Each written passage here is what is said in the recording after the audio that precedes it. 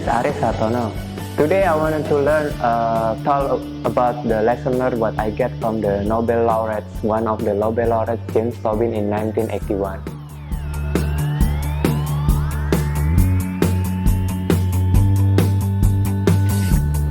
So James Tobin biography was born in 1918 and died when he is years old, is 82.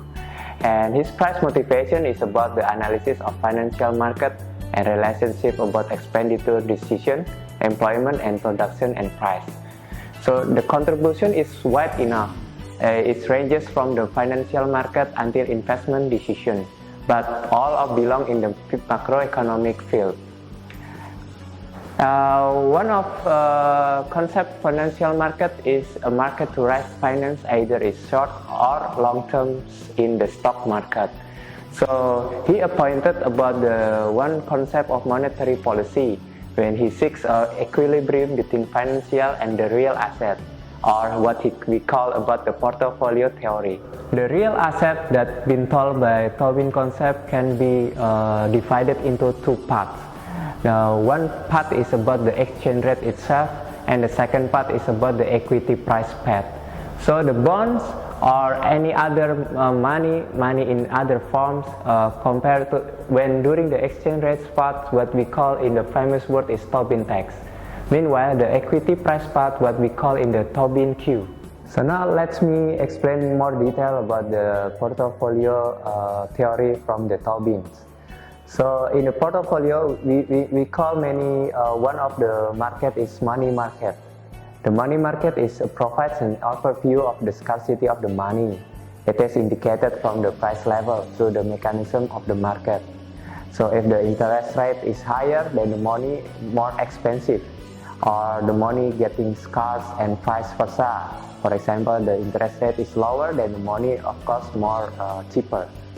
The money itself, like in Indonesia, has two kind of type of money. It's paper money or the coin, and the other one is the quasi money that like deposit or saving, and the foreign currency deposit that takes time to liquefy. So the paper money or the coin itself is easy to liquefy, or it's already distributed widely in the market. And the portfolio theory offered by James Tobin is about emphasize the role of money as the store of value itself. The demand of the money should be depend on the risk and the result given by the money. In addition, the demand of the money should be depend on the wealth, because the wealth is measured about the size of the portfolio. The money demands function in portfolio assume that demand for money depend on the real stock return, the expected real return on the bonds, and the expected of inflation rate. So Tobin improved the Keynesian theory. The Keynesian theory mentioned that the prevailing interest rate, the lower the income earned, it is likely to be negative among the people when the people hold so much cash. But in contrary, if the interest rate high, then mostly positive earn with income, so the people will buy more bonds, or means they don't want any more cash. So the critics from the Tobin is the implication of the analysis is the Keynesian put all the public either hold the cash or hold the bonds. There is no diversification between cash and the bond itself.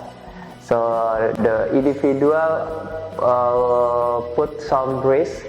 So the Tobin say that if the interest rate is high, the amount of the cash held by someone becomes smaller, and the people use the cash itself to buy more security for themselves that has higher return. And other words, if the interest rate become lower, the public will make more cash. The public wants cash because they want to save money for in case anything happen, and in case it's for the transaction itself, because of the low rate of return on the capital for the purchase of the security. So the business application in the portfolio theory is someone like me who has the household, or my wife and my daughter is in the future we want to choose some life insurance, or if we want to retire we choose the pension asset, which is free from the risk of the asset itself. The other one, like the company, we want to hold some securities who can expect revenue. Instead, we holding so much cash in the money. They want to more insurance or more security and more mobile or asset. So, for example, if the first scenario we hold 1 million in our hands, so that's all. We didn't put anything in the bank, or we just hold one hand. So in the end of the month, the 1 million rupiah will be ended. But what if the other person splits into two, 500,000 rupiah and 500,000 rupiah? The first 500,000 rupiah keep in a cash, but the other 500 rupiah keep in a deposit. So this is depend on the risk and the people that we want to invest. So the investment in your household, if someone from the risk seeker, it is more depend on the high interest rate. But if someone from the risk averse, they will afraid of the high investment rate, because the high investment rate has the high risk. So they will maybe choose the first scenario. So the Tobin say that diversification of the choice of people, it is much more on the how much you expected value came, and so it is quite different with the Keynesian theory that say that all people will choose the risk or the security, and the other Keynesian people will choose the cash only. The Tobin explained about the portfolio, but in the portfolio theory itself there are two kind of paths. First is the Tobin Q, what we know. This is the essence of the how much you value our own asset in the market. So the Q itself, the dash Q, is depend how much the value of the company divided by the replacement cost of the capital. So for example, if you have 1 million company asset, of course your replacement cost to in the market normally will be 1 million rupiah as well. But however, there are some market changes in the not is as business as usual. So if the key less than 1, of course the market value of some company asset will be less than the recorded value of the asset in the company. So this means the stocks of the company undervalued, and like implication maybe the management has failed in managing the assets, and or the low potential of investment growth, and it is more profitable for the firm if buy its other asset rather to invest in the new equipment or new capital expenditure. That is if the Q value is less than 1. What if the Q equal to 1? So the market is reflected solely about the recorded asset of a company. This is the stock maybe in average. There is no undervalue or overvalue. But the management is stagnant, so it just flat, it just steady in managing their asset. There is no growing asset, there is no action, just running the business as usual. But if we know that Q equal more than 1, the market value will be reflect some unmeasured or unrecorded asset in the company. The stock is overvalued. The people around the world maybe judgment the value of the company is more they earn in the capital or in the financial statement. So the management is success about doing something in the company itself. It is high profit increasement, and of course it is encouraging company to invest more in the capital expenditure, either in infrastructure or in equipment or maybe in buildings, because they are worth more than price that they need to be paid.